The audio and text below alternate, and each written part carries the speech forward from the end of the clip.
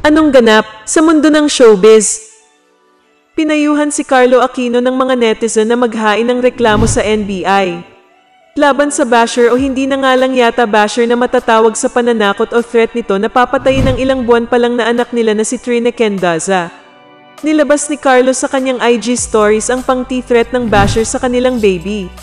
Ilan sa mga ito ay, "Ang sarap mo namang patayin, bata ka. Mukha kang tutang ina. Anak ka ng artista pero mukha mo parang tutang ina. Gawin kaya kitang punching bag para mawala na yang mukha mo." Kasabay nito ang sagot ni Carlo na, "Full-grown adults who makes fake accounts to do this. Ano na ang nangyari sa mundong ito? Paano kayo pinalaki ng mga magulang ninyo? Magkano sinasahod niyo para gawin ito? Worth it ba?" Kaya ang payo ng netizen sa aktor, mag-file ito ng case sa NBI Cybercrime. Sinabihan din si Carlo na wala raw mangyayari kung ipopost niya lang. Ang dapat ay i-report niyang talaga para matrack din ng cybercrime. Ano sa palagay niyo? Dapat talaga ay mag-file siya ng complaint sa NBI para matrack yung hinayupak na yan. Kung bago ka pa lang sa channel ko, at kung gusto mo ng mga ganitong video, ay mag-subscribe ka na para maging updated ka sa mga bago kong ilalabas na video. At kung meron kang gustong i-promote, PM is the key. Anong ganap sa mundo ng showbiz?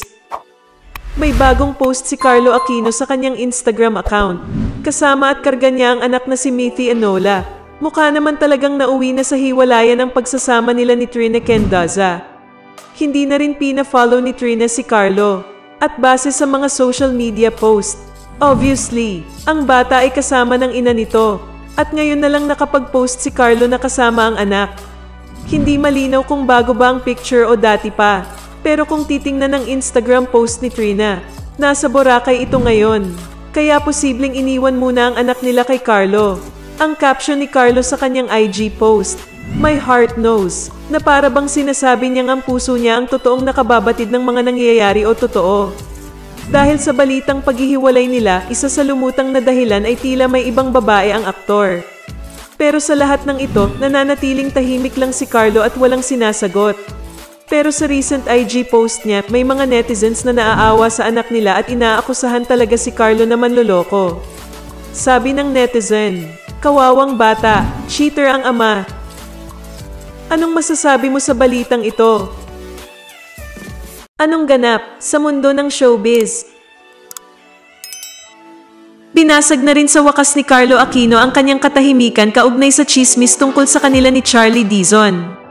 Sa isang panayam ng showbiz reporter na si MJ Felipe ay matapang na inamin ni Carlo na nagde-date raw sila ni Charlie. So, you're going out, you're dating? Ganun? Getting to know you. Oh, wow. Parang kasi akala ko, I thought it was just for work or something. Hindi. Actually, di ba nagkasama kami sa Soldier's Heart? Right. Nagkakilala kami doon, tapos nag-US tour. Right. Tapos nakilala ko siya. Tapos pag-uwi, yun. Tuloy-tuloy na.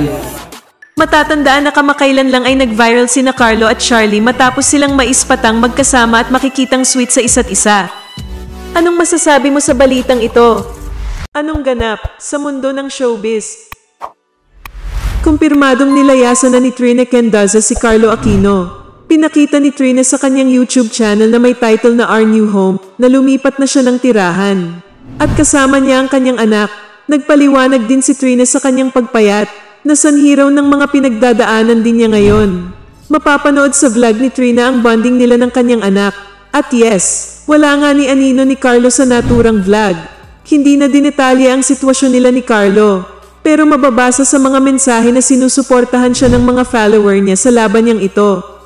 Pinuri nga siya ng mga babae sa pag-walkaway at sa pagiging matapang nito. Anyway, dinaan naman sa IG story ni Trina ang mga patutsada niya kay Carlo. Hango sa TikTok ang entry na yun na patama sa mga babaeng nasagad na sa kanilang mga partner. Anong masasabi mo sa balitang ito? Anong ganap sa mundo ng showbiz? Naglabas ng hinaingang kapamilya actor na si Carlo Aquino sa kanyang ex-partner na si Trina Kendaza tungkol sa kanilang anak na si Enola Mithy. Sa panayam sa aktor sa naganap na press conference ng kanyang pinagbibidahang pelikula kasama si Barbie Imperial na I Love Lizzie. Inamin ni Carlo na naaapektuhan siya sa pagkakawalay sa kanyang anak simula pa noong Nobyembre. Ayon kay Carlo ay sinusubukan niya umanong ipaabot kay Trina ang kanyang kagustuhang makasama ang anak ngunit hindi nito sinasagot ang kanyang mga tawag.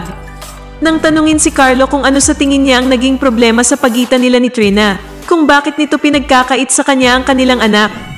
Sinabi nitong ayaw niya munang magsalita dahil hindi umano niya alam kung ano ang nangyayari. Kasi ayoko magsalita. Kasi hindi ko talaga alam yung nangyayari. Kasi minsan, okay, ipapasundo, ganyan. Yun lang na at this point sana lang mahiram kasi yun lang. Sa nasabing press conference event din ay inamin na ng aktor na nasa dating stage na sila ng kapamilya actress na si Charlie Dizon. Magkasama umano ang dalawa na nagdiwang ng bagong taon sa La Union kasama rin ang pamilya ng aktor. Anong masasabi mo sa balitang ito?